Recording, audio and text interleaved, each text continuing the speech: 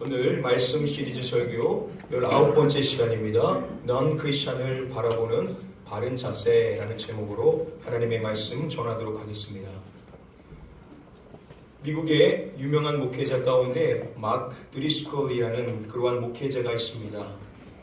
그가 2014년도에 자신의 트위터에다가 올렸었던 글이 큰 논란이 되었던 적이 있는데요. 그는 다음과 같이 글을 썼습니다. 만약 당신이 크리스찬이 아니라면 지옥에 가게 된다. 사랑하는 마음이 없어서 이 말을 하는 게 아니라 이 말을 하지 않는 사람은 사랑을 실천하지 않는 것이다 라고 쓴 이 글이 매우 큰 논란을 일으켰다고 합니다. 오늘날 한국에서도 이와 유사하게 공공장소에서 동일한 메시지를 외치시는 분들을 우리가 종종 볼 수가 있습니다. 이런 분들이 하시는 말씀은 사실 엄연한 사실이죠.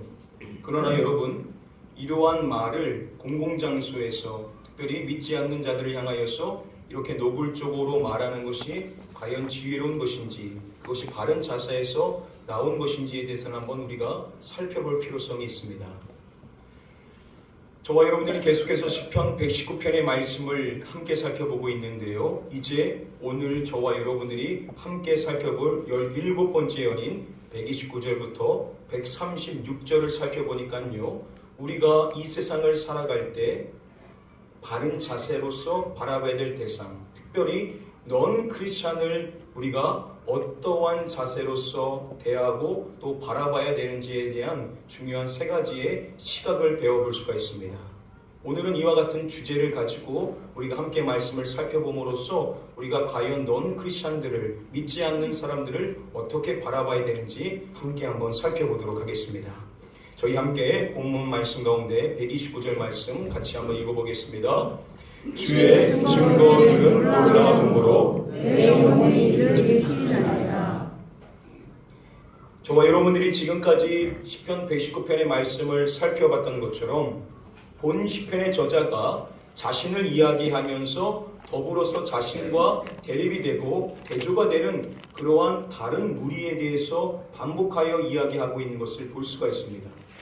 대부분의 모든 연에서 자신과 이렇게 대비가 되는 존재들을 말하고 있는데요. 오늘 본문의 말씀에도 이렇게 자신과 대비가 되는 존재들에 대해서 언급을 하고 있습니다.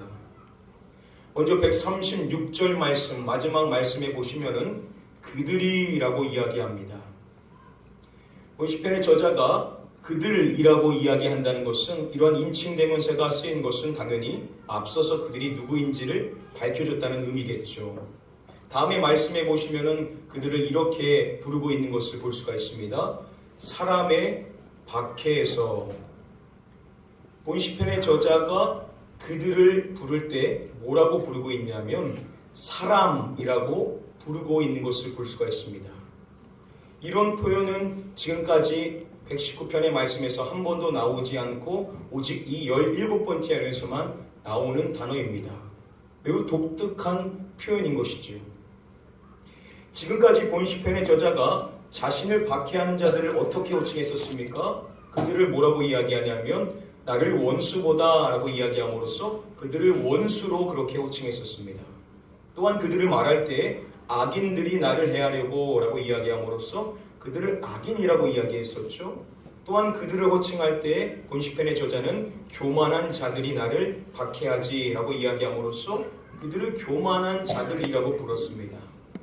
이렇게 지금까지는 자신과 대립이 되는 그들을 원수, 악인들, 교만한 자들이라고 명확하게 불렀는데 유독 오늘 17번째 연의 말씀인 오늘 본문의 말씀에서만 뭐라고 그들을 호칭하냐면 사람이라고 그렇게 호칭을 하고 있는 것을 볼 수가 있습니다. 왜 본 시편의 저자가 이번 17번째 연에서만큼 평소에 부르는 것처럼 그들을 원수, 악인들, 교만한 자들이라고 부르지 않고 이렇게 새로운 용어를 쓰는 그 이유가 무엇이냐는 것이죠. 뭔가 명확한 의도를 가지고 이와 같은 단어를 썼다는 것입니다. 여기서 이 사람이라고 번역이 된 이 히브리어 원어는요, 아담이라는 단어입니다. 인류의 최초의 사람인 아담, 그리고 그 아담이라는 사람은 결국 인류를 대표하는 사람으로서 모든 사람을 총칭하는 그런 단어가 바로 이 사람이라고 번역되는 아담입니다. 다윗의 시편으로 알려진 시편 144편 다음의 말씀에 보시면은요 이렇게 말하는데요. 다윗은 말하기를 여호와여 사람이 무엇이기에 주께서 그를 알아주시며 인생이 무엇이기에 그를 생각하시나이까 라고 이야기합니다. 하나님이 자신을 포함한 사람들을 알아주시고 또 생각해 주시는 것이 너무나 감탄스러워서 고백하고 있는 말입니다. 자, 여기서 쓰인 사람이라고 쓰인 이 단어가 바로 동일한 아담이라는 단어죠. 여러분, 이 아담이라는 단어 안에는요, 이 고백을 하고 있는 다윗이 포함이 된 것입니까? 포함이 되지 않은 것입니까? 포함이 됐겠죠. 왜냐하면 이와 같은 고백을 할 수 있다는 것은 하나님이 자신을 알아주시고 또 자신을 생각해 주셨다는 것을 그가 하나님을 통해서 발견했기 때문에 이러한 고백을 할 수가 있는 것입니다. 자, 그런데 그런 그가 고백할 때 여호와여 내가 무엇이기에 주께서 나를 알아주시며 내가 무엇이기에 나를 생각하시나이까 라고 말하지 않고 그가 모든 사람을 총칭하는 아담, 사람이라고 이야기를 한 것은 결국 어떠한 이야기겠습니까?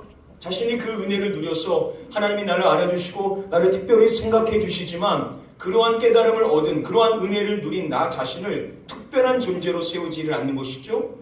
나와 다른 사람들과 다 똑같다는 것입니다. 하나님이 나를 알아주시고 나를 생각해 주셨다고 한다면 하나님이 다른 사람 역시도 알아주시고 생각해 주신다라는 것을 그가 고백하기 위하여서 아담이라는 단어를 쓰고 있다는 것입니다. 즉 자신과 다른 사람을 분리시키지 않고 하나로서 묶어서 이야기를 하고 있다는 것이죠.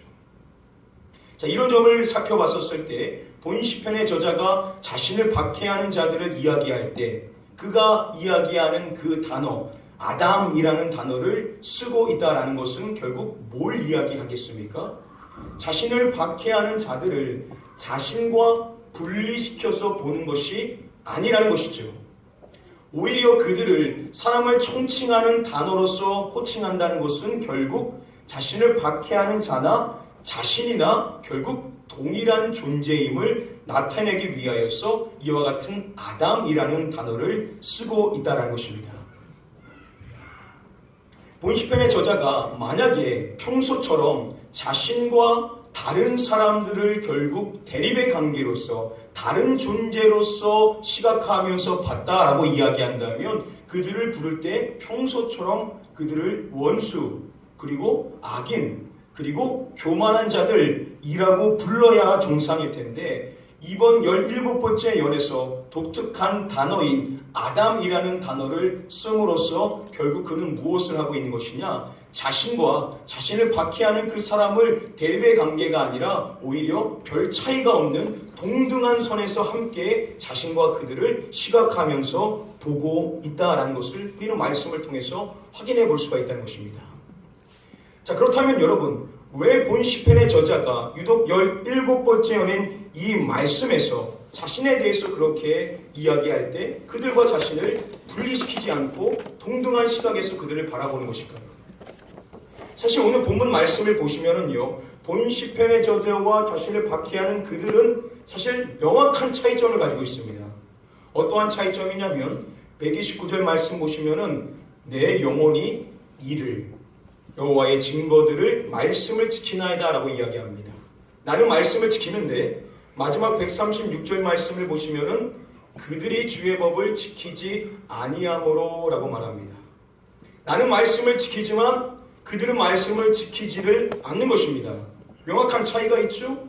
나는 말씀을 지키며 열심히 거룩한 인생을 살아가는데 저들은 말씀을 지키지 않고 자기 뜻대로 인생을 살아갑니다. 이랬었을 때 우리가 말씀을 지키는 쪽에 있으면 우리가 보통 어떻게 반응을 하느냐는 것이죠. 예수님께서 그 단적인 예를 보여주셨는데요. 바리새인과 세리가 기도하는 것을 비교하실 때 바리새인이 이렇게 기도한다라고 말씀을 해주셨습니다. 바리새인은 이렇게 말하죠. 나는 일에 2번씩 금식하고 또 소득의 11조를 드리나이다 하고 자신은 율법을 지킨다는 것이죠. 자신은 율법을 범하지 않고 계속해서 이 율법을 지키는 자다라고 이야기합니다. 이 말을 하기 전에 11절 말씀해 보시면은 이렇게 말하는데요. 하나님이여, 나는 다른 사람들 곧 토색, 불의, 간음을 하는 자들과 같이 아니하고 이 세리와도 같이 아니함을 감사하나이다 라고 이야기합니다.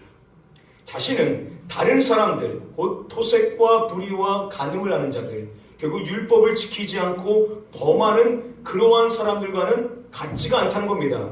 나는 하나님의 말씀을 지키는 사람이고 저들은 지키지 않는 사람이니까 나를 같은 사람으로 보지 마십시오. 나는 다른 사람입니다 라고 이야기할 뿐만 아니라 함께 그 자리에서 기도를 하고 있는 세례를 지목하면서 이 세례와도 같지 아니함을 감사하나이다 라고 이야기함으로써 결국 자신을 다른 사람들과 분리하여서 보고 있다는 것입니다. 이렇게 바리새인의 시각은 하나님의 말씀을 지키는 자신과 그 말씀을 지키지 않는 다른 사람을 철저히 분리함으로써 나는 의인이고 저들은 죄인입니다 라고 그렇게 보고 있다는 것입니다. 지금 본 시편의 저자도 사실 동일한 상황 속에 있습니다. 자신은 말씀을 얼마나 열심히 지키고 있습니까? 그런데 그들은 그 말씀을 하나도 지키고 있지를 않습니다. 그러면 바리새인처럼 그들을 대해서 이야기하며 저는 그들과 다른 존재입니다 라고 이야기를 해야 정상인데 오히려 그렇게 하지 않고 자신과 그들을 이야기할 때 그들을 동일한 사람을 총칭하는 아담이라고 부름으로써 자신과 그들은 별반 차이가 없는 존재다 라고 그렇게 이야기를 하고 있다는 것이죠. 우리가 이것에 대해서 한번 궁금해해야 된다는 것입니다. 왜 지금까지는 자신과 그들을 분리시켜서 이야기했는데 왜 이번 연에서만큼은 그들과 자신을 분리하지 않고 나나 그들이나 동일한 사람입니다 라고 이야기를 하는 그 이유가 어디에 있느냐는 것입니다. 우리가 앞서서 읽었었던 본문 말씀을 우리 다시 한번 129절 말씀 함께 읽어보도록 하겠습니다. 주의 증거들은 놀라움으로 내 영혼이 이를 지키나이다. 자신이 하나님의 말씀을 지킨다라고 이야기를 하는데요. 이것을 원어상으로 보시면은 접속사 그러므로 라고가 붙어 있습니다. 그러므로 내 영혼이 말씀을 지킵니다 라고 이야기한다는 것은 자신이 그렇게 말씀을 지키는 데는 다 그만한 이유가 있다는 것이죠. 원인이 있다는 것입니다. 그것이 무엇이냐면 그가 말하기를 주의 증거들은 놀라움으로 라고 고백을 하고 있는 이 내용입니다. 본 시편의 저자가 하나님의 말씀이 놀랍다는 사실을 발견하였기 때문에 자신은 말씀을 지킬 수 있었습니다 라고 고백을 하고 있는 것입니다. 크리스퍼 애쉬 교수님은요, 여기서 이 놀라움, 말씀의 놀라움은 하나님의 구원하심과 연관이 되어 있다라고 그렇게 설명을 해줍니다. 사랑하는 성도님들, 저와 여러분들이 무엇으로서 구원을 받았습니까? 저희의 공로나 자격이 아니라 하나님의 무엇으로 구원을 받았죠? 은혜로 구원을 받았지 않았습니까? 이 자리에 계신 분들 중에서 하나님의 은혜가 아닌 내 자격으로 내 힘으로 구원을 받은 사람은 아무도 없습니다. 모든 사람이 하나님을 만났다는 것은 하나님이 나에게 찾아와 주셨기 때문에 은혜로 나를 만나 주셨기 때문에 우리가 구원을 받은 것이죠. 그런데 말씀의 그 놀라움 역시도 하나님의 구원하심의 사역과 연관되어 있다는 것은 무엇을 이야기합니까? 그가 그 말씀의 놀라움을 발견했다는 것은 자가 열심히 말씀을 연구했기 때문에 내 힘으로 내 능력으로 그 말씀의 놀라움을 발견한 것이 아니라는 것이죠. 결국 그 놀라움을 발견한 것 역시도 무엇을 통한 것이냐? 하나님의 은혜를 통하여서 그는 하나님의 그 말씀의 놀라움을 발견할 수가 있었다라고 그는 고백을 하고 있다는 것입니다. 그가 그 말씀을 지킬 수 있었던 이유는 내 힘으로 내 공로로서 주의 말씀의 놀라움을 발견했기 때문이 아니라 하나님의 은혜로 말미암아 그 말씀의 놀라움을 발견케 하셨기 때문에 난 그 은혜 덕분에 하나님의 말씀을 지킬 수 있었습니다 라고 그렇게 그는 고백을 하고 있다는 것입니다. 그래서 그가 이어지는 말씀에서 하나님 앞에 간구하는 기도의 내용을 보십시오. 그가 무엇을 구하냐면 내게 은혜를 베푸소서라고 간구합니다. 그가 하나님의 말씀을 발견한 것도 하나님의 은혜였고 지금 이 순간을 살아갈 수 있는 것도 다 전적인 하나님의 은혜임을 그는 너무나도 잘 알기 때문에 하나님 저에게 은혜를 베푸어 주십시오 라고 그렇게 간절히 기도하고 있습니다. 또한 다음의 말씀에도 보시면은 주의 얼굴을 주의 종에게 비추시고라고 말합니다. 하나님의 얼굴이 나에게 비춰진다라는 것이 뭘 의미하는지 다음에 유명한 말씀을 통해서 그 의미를 쉽게 살펴볼 수가 있습니다. 여호와는 그의 얼굴을 내게 비추사 무엇 베푸시기를 원하며 은혜 베푸시기를 원하며. 하나님의 얼굴을 주의 종에게 비춰달라라고 이야기하는 것은 무엇을 구하는 것이겠습니까? 하나님의 은혜를 구하는 기도를 드리고 있다는 것이죠. 시작부터 하나님의 말씀을 은혜로 발견했었던 그가 계속해서 강구하는 내용은 뭐냐? 하나님, 저에게 은혜를 주십시오. 내가 인생을 살아가는 모든 삶의 단락단락마다 다 하나님의 은혜로 인생을 살아가는 거기 때문에 그가 강구하는 내용에서 하나님의 은혜를 반복하여 구하고 있는 것을 살펴봤었을 때 그가 하나님의 말씀을 열심을 다하여 지키지만 그게 자신의 힘이 아니라는 겁니다. 자신의 자력으로 그 말씀을 지키는 것이 결코 아니라는 것입니다. 그는 오직 하나님의 은혜로 말미암아 이 말씀을 지킨다라고 그렇게 그는 고백을 하고 있다는 것입니다. 이런 점에 봤었을 때 여러분, 그가 말씀을 지키는 쪽에 있고 그의 반면에 말씀을 지키지 않는 다른 사람들이 있습니다. 그런데 본시편의 저자가 무엇을 발견한 것이냐? 내가 말씀을 열심을 다하여 지키고 있지만 이것은 내 공로가 아니라는 것이죠. 이것은 전적으로 하나님의 은혜라는 것입니다. 그러면 반대로 봤었을 때 그들이 말씀을 지키지 않는다는 것은 어떠한 이유 때문입니까? 그들이 은혜를 아직 발견하지 못했기 때문이라는 것입니다. 내가 은혜로 구원을 받고 은혜로 말씀을 지킬 뿐이지 내가 그 은혜로 말미암아 인생을 살아가는 것이지 내가 그렇게 열심으로 말씀을 지키고 인생을 살아간다는 이유 때문에 그 말씀을 지키지 않는 다른 사람들을 바라볼 때 그들을 정죄할 수 없는 이유는 나나 그들이나 결국 별반 차이가 없는데 유일한 차이는 무엇이냐? 하나님의 은혜의 차이라는 겁니다. 나는 은혜를 먼저 발견했을 뿐이고 그 은혜 덕에 이렇게 믿음으로 인생을 살 수 있는 것이고 아직 저들은 그 은혜를 발견하지 못했기 때문에 그 은혜 안에 살아가지 못하는, 즉 말씀을 지키며 살아가지 못하는 삶을 살고 있는 것을 그가 분별했기 때문에 이번 17번째 영의 말씀에서는 자신과 그들을 분리시키지 않은 것입니다. 만약에 바리새인처럼 본시편의 저자가 행위의 관점으로 나는 지키고 너들은 지키지 않으니까 너희는 나와 다른 존재다 라고 이야기했었을 텐데 본시편의 저자는 행위의 시각이 아닌 은혜의 시각으로 자신과 그들을 바라봤었기 때문에 자신도 교만해지지 않을 뿐만 아니라 그리고 그들도 동등한 입장에서 하나님의 은혜를 누릴 수가 있는 그러한 사람으로서 그들을 바라볼 수가 있었다라고 성경은 우리에게 말씀해 주시고 계신 것입니다. 바로 이것이 오늘 말씀을 통하여서 하나님께서 저에게 주시는 첫 번째 말씀의 가르침입니다. 저와 여러분들이 안 믿는 넌 크리스찬들을 어떻게 바라봐야 되냐? 행위의 시각으로 바라보는 것이 아니라 행위의 기준으로 바라보는 것이 아니라 우리는 은혜의 시각으로서 믿지 않는 사람들을 바라봐야 된다라고 말씀해 주시고 계시는 것입니다. 아멘. 사랑하는 성도님들, 저희가 열심히 다하여 신앙생활을 하면 할수록 우리가 착각하지 말아야 된다는 겁니다. 내가 교만해졌어. 나는 지금도 이렇게 열심히 신앙생활을 하는데 신앙생활을 열심히 하지 않는 그들을 바라보면서 나는 그들과 다르다라고 볼 것이 아니라 성숙한 성도는 은혜를 받은 것만큼 모든 것은 하나님의 은혜입니다. 나는 그 은혜 때문에 이 자리에 있습니다 라고 고백함으로써 그 받은 바 은혜로 다른 사람을 바라보며 이 사람도 이 은혜만 있으면 변화될 수 있다 라고 우리가 바라볼 수 있는 그런 성숙한 시각을 갖는 저와 여러분들이 되어야만 될 줄 믿습니다. 아멘. 하나님은 우리가 넌 크리스찬을 행위의 시각이 아닌 은혜의 시각으로 바라봐야 된다라고 첫 번째로 말씀해 주십니다. 우리 함께 다음의 본문 말씀 130절의 말씀 같이 한번 읽어보도록 하겠습니다.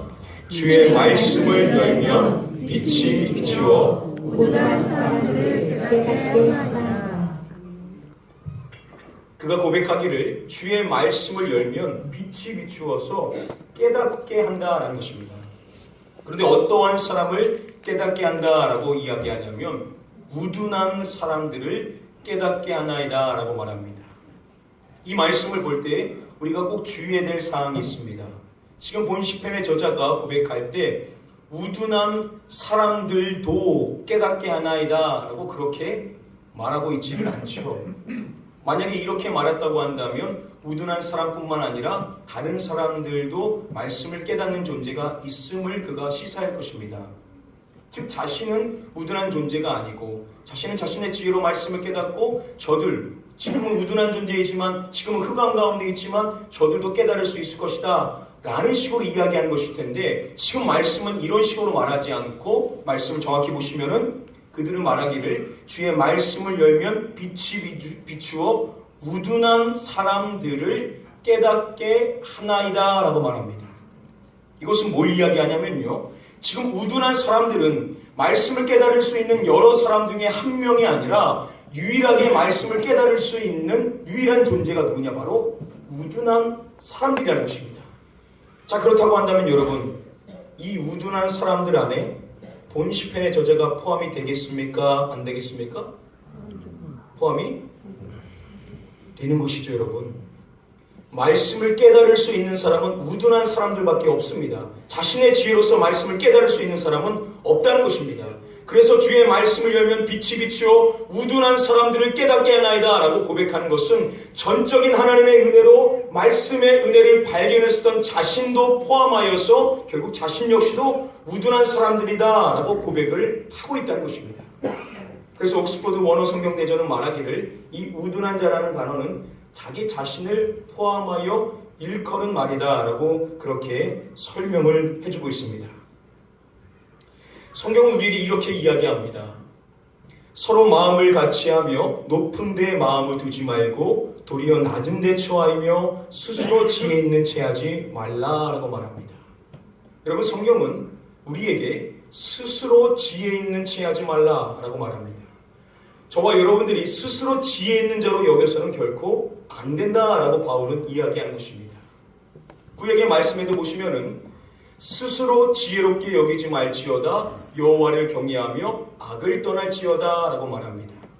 저와 여러분들이 신앙생활을 하면서 반드시 경계해야 될 내용이 뭐냐? 우리 스스로를 지혜롭게 여기는 것.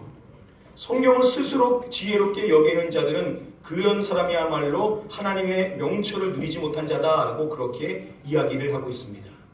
우리는 결코 우리 스스로를 지혜 있는 자로 여겨서는 안 된다는 것은 뭘 이야기합니까? 우리는 우리 스스로를 우둔한 자로 여기는 자가 되어야만 된다는 것입니다. 그런 점에서 지금 말씀은 정확한 이야기입니다. 주의 말씀을 열면 빛이 비추어 깨닫는 존재는 어떠한 존재냐? 우둔한 사람들. 하나님의 말씀이 없으면 살아갈 수 없는 스스로를 우둔한 존재로 바라볼 줄 아는 그러한 사람이야말로 말씀을 깨달을 수 있다라고 이야기를 하고 있는 것입니다.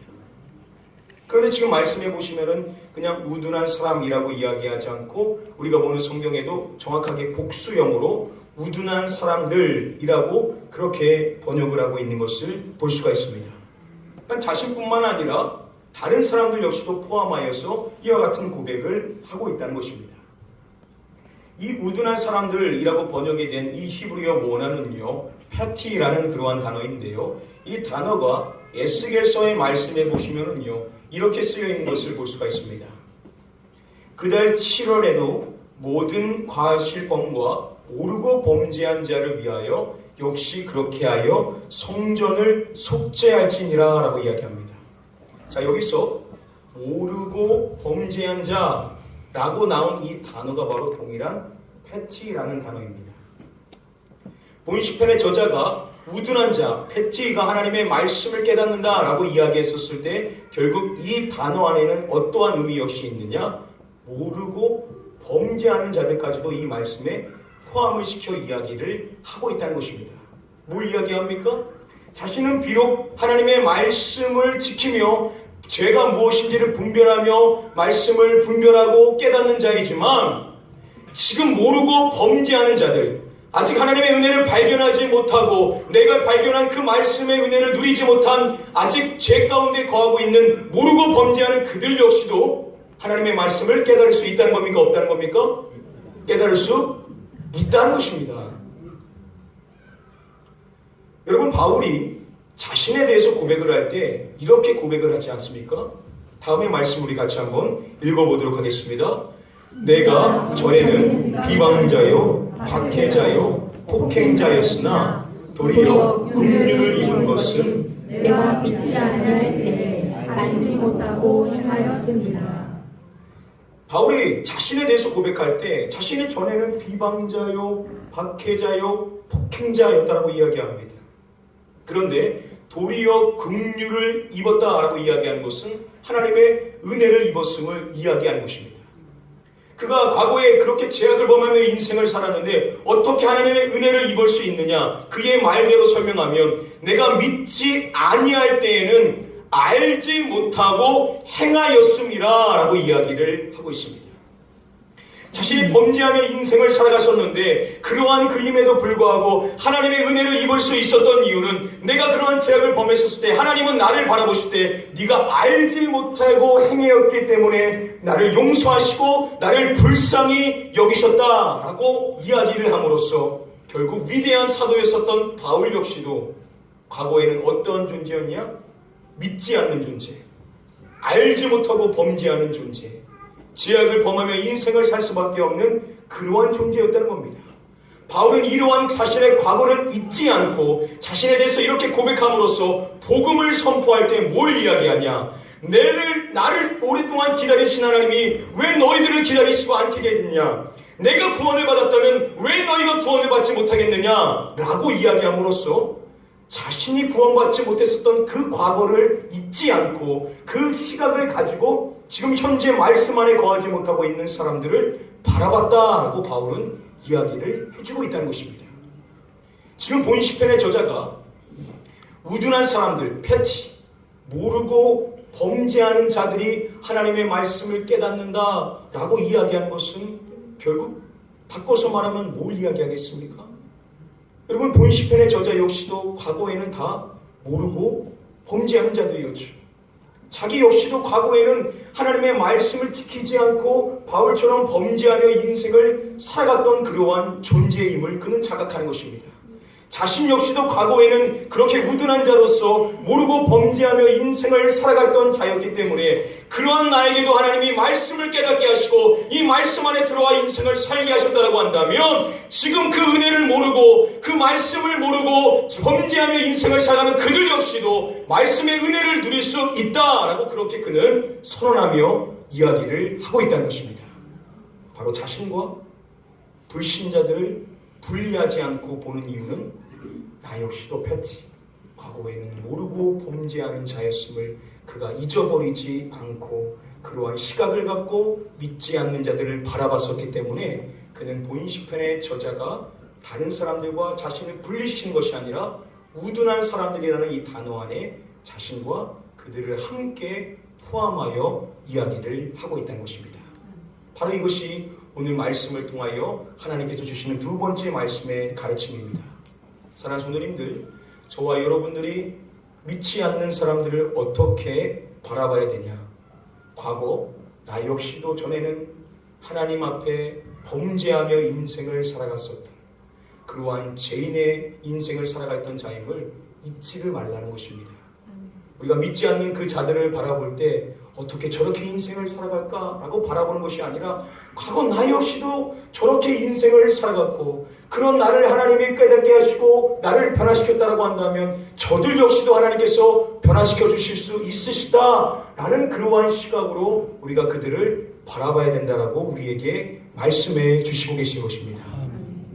사랑하는 성도님들, 귀 있는 자는 깨달으셔서 오늘부터 여러분들의 불신자들, 주변에 있는 사람들을 바라보실 때 그들을 정죄할 것이 아니라 그들을 불쌍히 여기되 나도 과거에는 저랬다 라는 그러한 시각을 갖고 그들을 위하여 기도하실 수 있는 저와 여러분들이 되게 되시기를 주님의 이름으로 간절히 축복하며 축원드립니다. 아멘. 두 번째로 하나님께서는 우리도 과거에는 죄인이었음을, 우리도 과거에는 모르고 범죄하는 자였음을 잊지 말고 그들을 바라봐야 된다라고 말씀해 주십니다. 이제 우리 마지막으로 우리 다음에 본문 말씀 함께 읽어보도록 하겠습니다. 그들이 주의 법을 지키지 아니함으로 내 눈물이 시냇물같이 흐르나이다. 그들이 주의 법을 지키지 않는다라고 이야기합니다. 하나님의 그 소중한 말씀을 지키지 않고 인생을 살아가는 그들을 봤었을 때 우리는 달라가서 이렇게 이야기했죠. 너 그렇게 인생 살아면 결국 하나님의 심판이 있어. 너 그렇게 인생 살다가는 결국 나중에 마지막이 좋지 않을 거야 라고 이렇게 이야기할 텐데, 지금 본 시편의 저자는 어떻게 반응한다고 이야기합니까? 내 눈물이 시냇물같이 흐르나이다. 말씀을 지키지 않는 그들을 바라보면서 그가 애통의 눈물을 흘린다는 것입니다. 성서 주석가인 매튜 헨리는요, 이렇게 이야기를 했습니다. 죄인들의 죄는 성도의 슬픔이다. 한번 따라해 보겠습니다. 죄인들의 죄는 성도의 슬픔이다. 우리가 믿지 않는 사람들의 그 불신앙을 보면서 우리가 그들을 정죄하면서 판단할 것이 아니라 오히려 그런 그들을 바라보며 우리가 슬퍼할 줄 알아야 된다는 것입니다. 그들이 하나님의 말씀을 따라 인생을 살아가지 못하는 그러한 현실을 바라보며 눈물을 흘리며 애통할 줄 아는 자가 되어야 된다라고 우리에게 말씀해 주고 있는 것입니다. 예수님께서 십자가를 지시기 이전에 예루살렘 성을 보시면서 무엇을 하셨다고 이야기합니까? 성을 보시고 우시며라고 말합니다. 이스라엘 백성들을 생각하시면서 눈물을 쏟으셨던 것입니다. 그 이유가 무엇입니까? 예수님이 말씀하시기를 너도 오늘 평화에 관한 일을 알았더라면 좋을 뻔하였거니와 지금 내 눈에 숨겨졌도다라고 이야기합니다. 그들이 이 평화의 일을 알았다고 한다면 그들도 구원을 받아서 하나님의 이 구원의 안에 믿음으로 인생을 살 수 있을 텐데 그들의 눈에 그것이 숨겨져 있는 것입니다.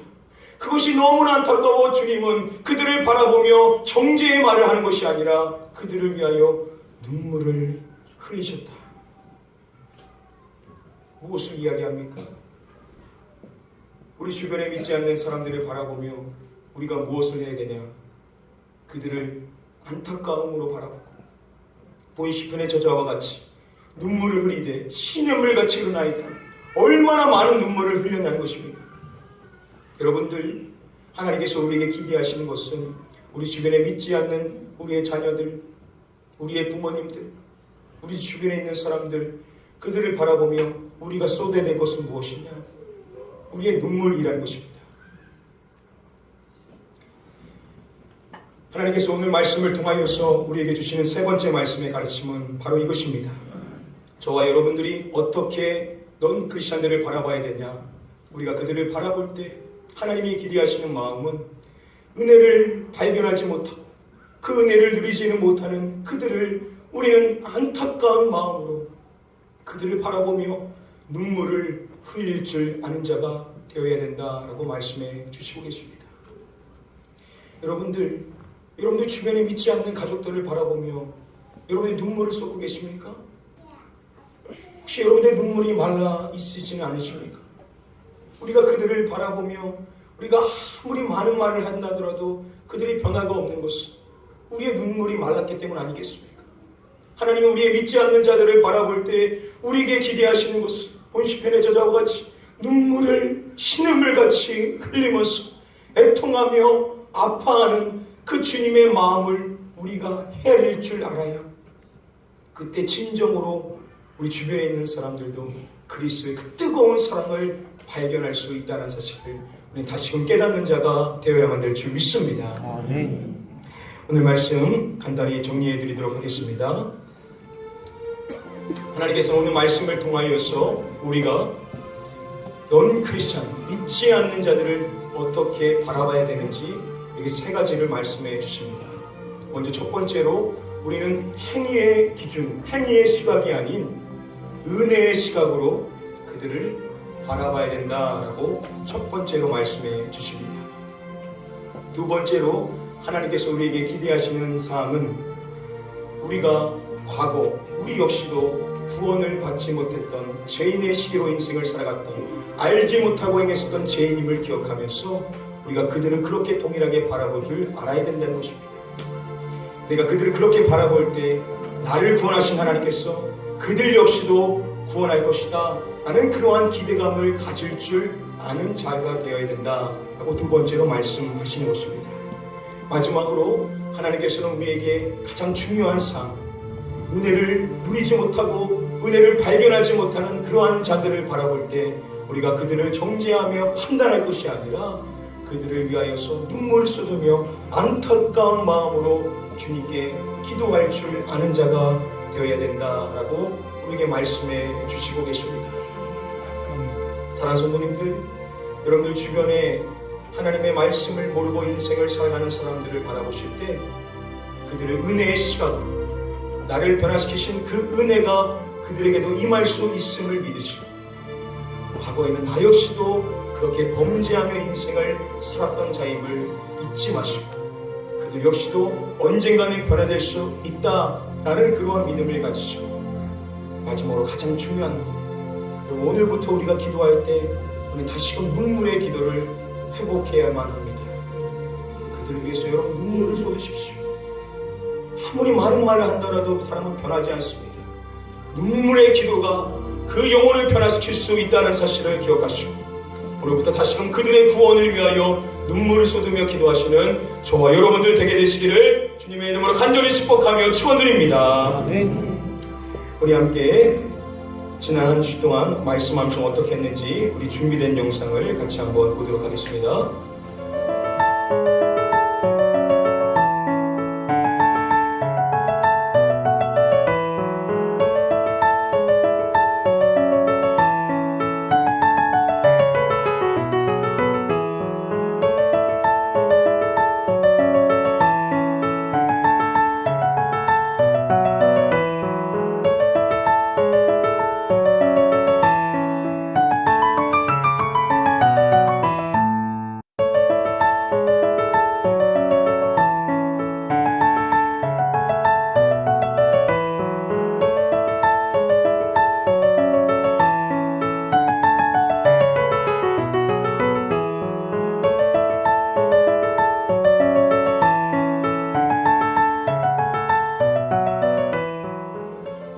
계속해서 여러분들 말씀 암송 하시면서 인증해 주신 분들 감사드립니다. 계속해서 인증해 주시길 부탁을 드리고요. 이번 한 주 동안 우리가 붙잡아야 될 암송할 축복의 말씀 20번째 말씀입니다. 여러분들 주보에 있는 이 말씀 카드 보시면서 같이 한번 천천히 읽어보도록 하겠습니다. 시작. 주의 말씀을 열면 빛이 비치어 우둔한 사람들을 깨닫게 하나이다. 아멘. 우리 자리에서 일어나셔서 이 시간 기도하도록 하겠습니다. 이 시간 기도하실 때 하나님, 우리 주변에 있는 믿지 않는 자들을 이 시간 바라보며 그들을 위해서 기도할 때 하나님 다시금 내 눈물이 회복될 수 있게 하여 주시옵시고, 믿지 않는 자들을 바라보며 그들의 불신앙을 인하여서 우리가 그들을 정죄할 것이 아니라 오히려 그들을 불쌍히 여기고 그들 역시도 나와 동일한 존재임을 내가 받은 은혜만 그들이 발견하게 된다면 그들 역시도 하나님을 섬길 수 있는 자가 될 수 있음을 기억하며 그들을 위하여 우리가 눈물을 쏟으며 기도할 수 있는 자가 되게 하여 달라고 우리 같이 한번 우리 자신을 위하여 또한 그들을 기억하며 우리 같이 한번 통성으로 합심하여 기도하도록 하겠습니다. 기도합니다. 아버지 하나님, 이 시간에 이 자리에 있는 이 모든 성도님들 모두 하나님의 말씀의 은혜를 발견한 자로서 우리가 그들을 동일한 시각으로 바라볼 줄 아는 자가 되기를 원합니다. 그들 역시도 우리와 동일한 아담 하나님의 사랑으로서 그들도 택함받은 자임을 믿사옵나니 하나님, 우리가 발견한 그 은혜를 그들도 발견하게 된다고 한다면 그들 역시도 하나님의 말씀 안에 들어올 수 있게 될 줄 믿습니다. 나 역시도 과거에는 말씀을 알지 못하고 모르고 범죄하는 인생이었음을 스스로 지혜 있는 자로 여기며 말씀의 은혜 안에 들어보지 못하였다는 걸 기억하며 하나님, 우리 주변에 있는 많은 교만한 자들, 불신한 자들 그들을 바라볼 때 하나님, 나 역시도 그들과 동일한 존재이심을 기억하며 그들에게 하나님의 은혜가 임할 수 있음을, 그들에게 하나님의 지혜가 임할 수 있음을, 그들 역시 하나님의 말씀을 발견할 수 있다는 사실을 고백할 수 있는 자가 될 수 있기를 원합니다. 특히 우리의 가족들과 우리 주변에 있는 이웃 가운데 믿지 않는 영혼들을 바라보며 우리의 눈물이 다시금 회복될 수 있기를 원합니다. 우리가 다시금 애통하는 마음으로 눈물을 쏟으며 기도함으로 말미암아 우리의 기도를 통하여 그들이 변화되어지고 그들의 심령의 말씀을 깨달을 수 있는 놀라운 은혜가 임하기를 원합니다. 나도 누군가의 기도를 통하여 구원을 받게 된 것처럼 나도 이제 그들을 위하여 눈물을 쏟으며 기도함으로써 그들의 심령이 주시옵소서.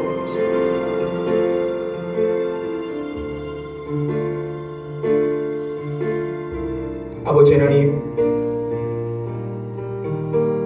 우리 주변에 있는 많은 불신자들이 있는데 우리가 그들을 바라볼 때 얼마나 많은 눈물을 쏟고 있는지요. 오히려 우리는 그들과 다른 존재다라고 생각하며 그들을 판단하며 그들을 정죄하지는 않았는지 우리의 지난 날을 돌아보며 주님 앞에 이 시간 통해 자복하는 마음으로 기도해야 될 줄 믿습니다. 우리의 돌덩이 같은 우리의 이 마음을 불쌍히 여겨주시소. 우리도 거저받은 은혜인데 우리도 자격이 있어서 구원받은 것이 아니라 우리도 하나님의 은혜가 있을 만한 그 자격이 있어서 구원받은 것이 아니라 전적인 하나님의 은혜로 구원받았다면 그들 역시도 하나님의 은혜로 구원받을 존재임을 우리가 바라볼 줄 아는 그런 성숙한 시각을 우리 모두가 가질 수 있도록 은혜를 허락하여 주시옵소서. 내가 말씀을 깨달았다면 여전히 죄 가운데 거하고 있는 그들 역시도 하나님의 말씀을 깨달을 수 있음을 고백하기를 원합니다. 우리가 주의 복음을 전하기를 두려워하지 않게 하시고 우리가 받은 바 은혜가 있다고 한다면 우리가 그 은혜를 가지고 눈물을 쏟으며 기도하며 또한 그들에게 복음의 메시지를 증거할 줄 아는 그러한 용기를 또한 가질 수 있는 저희 모두가 될 수 있게 하여 주시옵소서.